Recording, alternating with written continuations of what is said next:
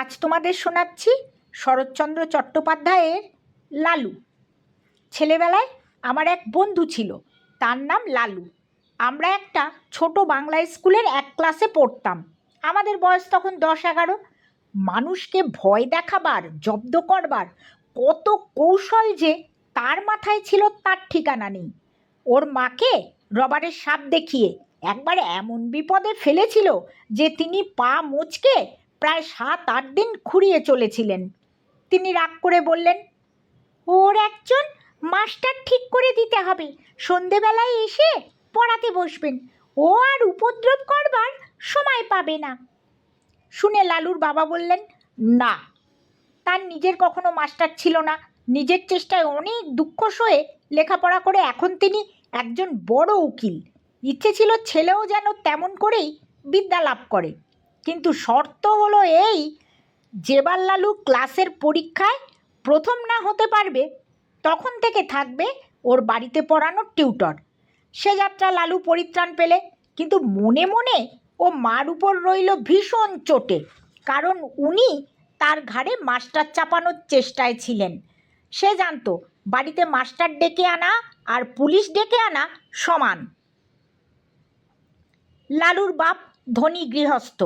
বছর কয়েক হলো পুরনো বাড়ি ভেঙে তেতলা বাড়ি করেছেন।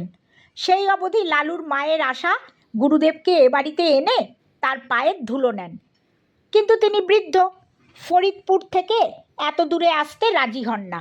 কিন্তু এইবার সেই সুযোগ ঘটেছে। স্মৃতিরত্ন সূর্যগ্রহণ উপলক্ষে কাশী এসেছেন, সেখান থেকে লিখে পাঠিয়েছেন ফেরবার পথে নন্দরানীকে আশীর্বাদ করে যাবেন। লালুর মার আনন্দ আর ধরে না, উদ্যোগ আয়োজনে ব্যস্ত।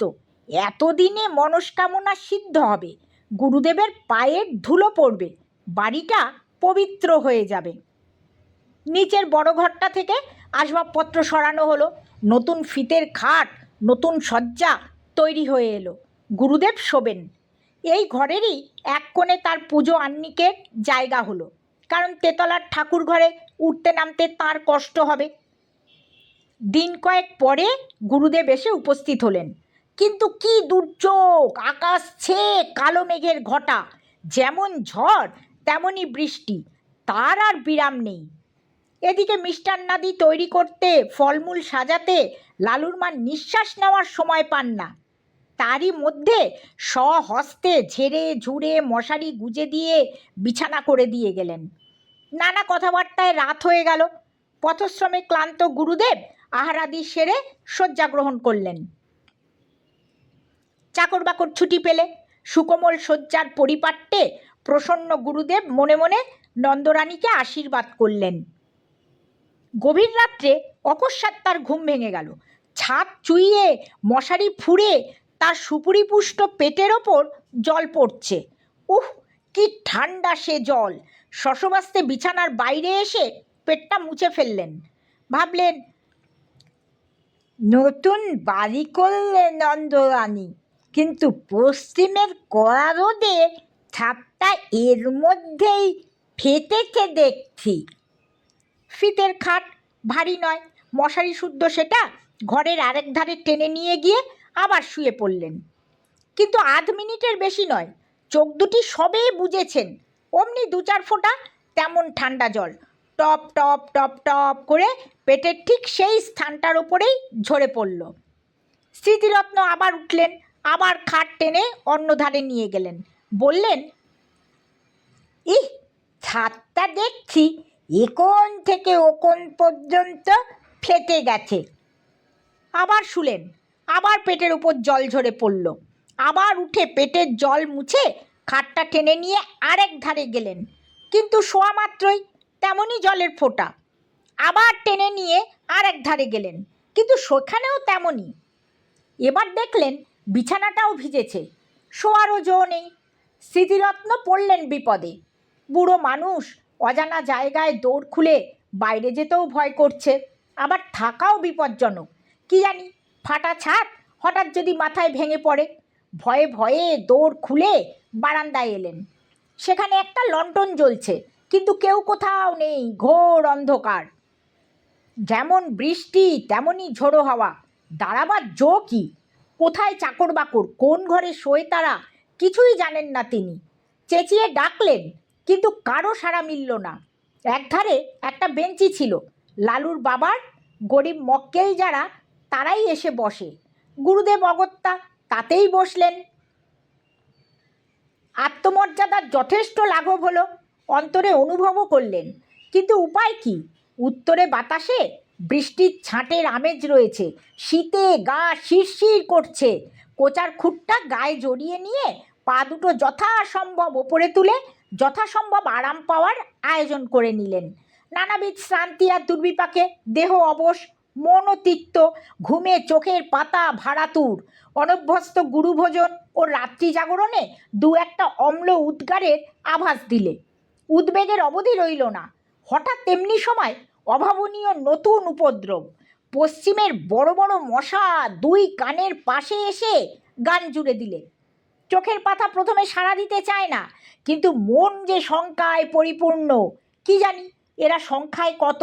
মাত্র মিনিট দুই অনিশ্চিত নিশ্চিত হলো। গুরুদেব বুঝলেন সংখ্যায় এরা অগণিত। সে বাহিনীকে উপেক্ষা করে বিশ্বে এমন বীর পুরুষ কেউ নেই। যেমন তার জুলুনি তেমন তার চুলকুনি। তিনি দ্রুত সেই স্থান ত্যাগ করলেন, কিন্তু তারা সঙ্গ নিলে ঘরের মধ্যে জলের জন্য যেমন, ঘরের বাইরে মশার জন্য তেমন।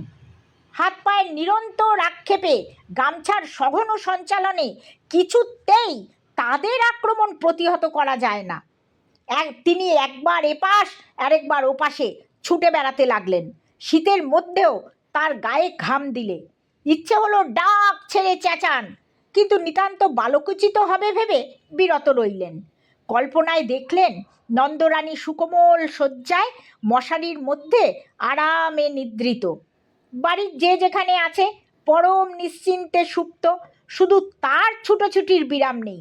কোথাকার ঘড়িতে যেন 4টে বাজলো। বললেন, কামরা বেটারা, যত পারিস কামরা, আমি আর পারি নে। বলেই বারান্দার একটা কোণে পিঠের দিকটা যতটা সম্ভব বাঁচিয়ে ঠেস দিয়ে বসে পড়লেন। বললেন, সকাল পর্যন্ত যদি প্রাণটা থাকে তো এ দুর্ভাগা দেশে আর না। যে গাড়ি প্রথমে পাবো সেই গাড়িতেই দেশে পালাবো। কেন যে এখানে আসতে মন চাইতো না তার হেতু বোঝা গেল। দেখতে দেখতে নিদ্রায় তার সারা রাত্রির সকল দুঃখ মুছে দিলে তিনি অচেতন প্রায় ঘুমিয়ে পড়লেন।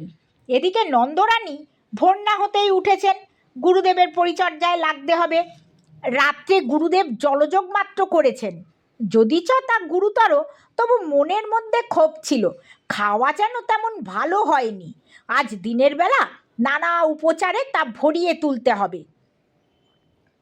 নিচে নেমে এলেন, দেখেন দোর খোলা। গুরুদেব তার আগে উঠেছেন। এই ভেবে একটু লজ্জাই বোধ হলো। ঘরের মধ্যে মুখ বাড়িয়ে দেখেন তিনি নেই। কিন্তু একই ব্যাপার, দক্ষিণ দিকের খাট উত্তর দিকে। তার ক্যাম্বিসের ব্যাগটা জানলা ছেড়ে মাঝখানে নেমেছে। কোষাকুষি, আসন, পূজান্নিকের সব জিনিসপত্রগুলো এলোমেলো, স্থানভ্রষ্ট। কারণ কিছুই বুঝলেন না। বাইরে এসে চাকরদের ডাকলেন, তারা কেউ এখনো ওঠেইনি। তবে একলা গুরুদেব গেলেন কোথায়? হঠাৎ দৃষ্টি পড়ল, ওটা কি? এক কোণে আলো অন্ধকারে মানুষের মতো কি একটা বসে না। সাহসে ভর করে একটু কাছে গিয়ে ঝুঁকে দেখেন তার গুরুদেব। অব্যক্ত আশঙ্কায় চেঁচিয়ে উঠলেন, ঠাকুরমশাই, ঠাকুরমশাই! ঘুম ভেঙে স্মৃতিরত্ন চোখ মেলে চাইলেন, তারপর ধীরে ধীরে সোজা হয়ে বসলেন। নন্দরানী ভয়ে, ভাবনায়, লজ্জায় কেঁদে ফেলে জিজ্ঞাসা করলেন, ঠাকুরমশাই, আপনি এখানে কেন? স্মৃতিরত্ন উঠে দাঁড়িয়ে বললেন, সারা রাত দুঃখের আর পার ছিল না যে মা। কেন বাবা? নতুন বাড়ি করেছ বটে মা, কিন্তু ছাদ কোথাও আর আস্ত নেই। সারা রাতের বৃষ্টি বাদল বাইরে তো পড়েনি, পড়েছে আমার গায়ের ওপর। খাট টেনে যেখানে নিয়ে যাই সেখানেই জল পড়ছে।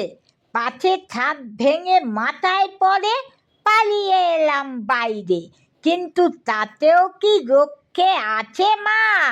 পঙ্গপালের মতো ডাঁশ মশা ঝাঁকে ঝাঁকে সমস্ত রাত্রি যেন ছুবলে খেয়েছে। এধার থেকে ছুটে ওধারে যাই, আবার ওধার থেকে ছুটে এধারে আসি। গায়ের অর্ধেক রক্ত বোধ করি আর নেই মা। বহু প্রয়াস, বহু সাধ্য সাধনায় ঘরে আনা বৃদ্ধ গুরুদেবের অবস্থা দেখে নন্দরানীর দু চোখ অশ্রু সজল হয়ে উঠল।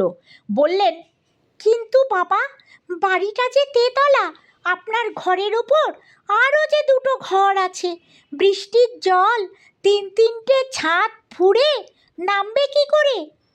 কিন্তু বলতে বলতেই তার সহসা মনে হলো এ নিশ্চয়ই ওই শয়তান লালুর কোনো রকম শয়তানি বুদ্ধি। ছুটে গিয়ে বিছানা হাতড়ে দেখেন মাঝখানের চাদর অনেকখানি ভিজে, মশারি বেয়ে ফোঁটা ফোঁটা জল ঝরছে।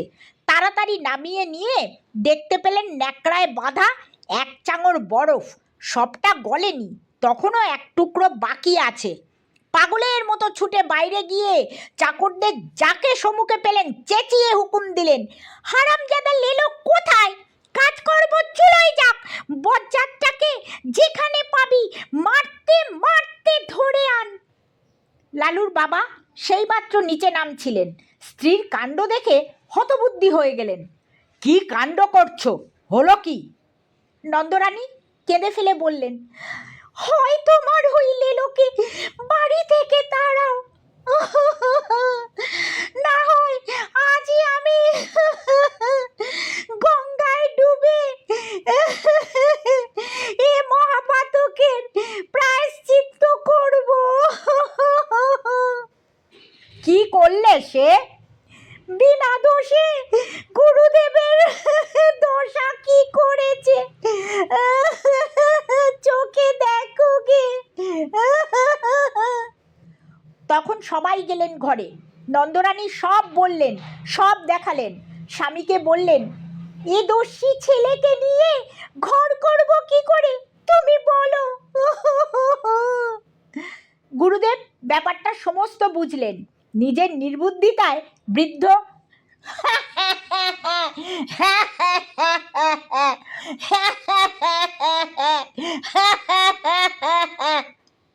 হেসে ফেললেন। লালুর বাবা আরেক দিকে মুখ ফিরিয়ে দাঁড়িয়ে রইলেন। চাকররা এসে বললে, লালুবাবু কোঠি মে নেহি হ্যায় মা। আরেকজন এসে জানালে, সে মাসিমার বাড়িতে বসে খাবার খাচ্ছে, মাসিমা তাকে আসতে দিলেন না। মাসিমা মানে নন্দর ছোট বোন। তার স্বামীও উকিল, সে অন্য পাড়ায় থাকে। এরপরে লালু দিন 15 আর এবারে ত্রিসীমানায় পা দিলে না।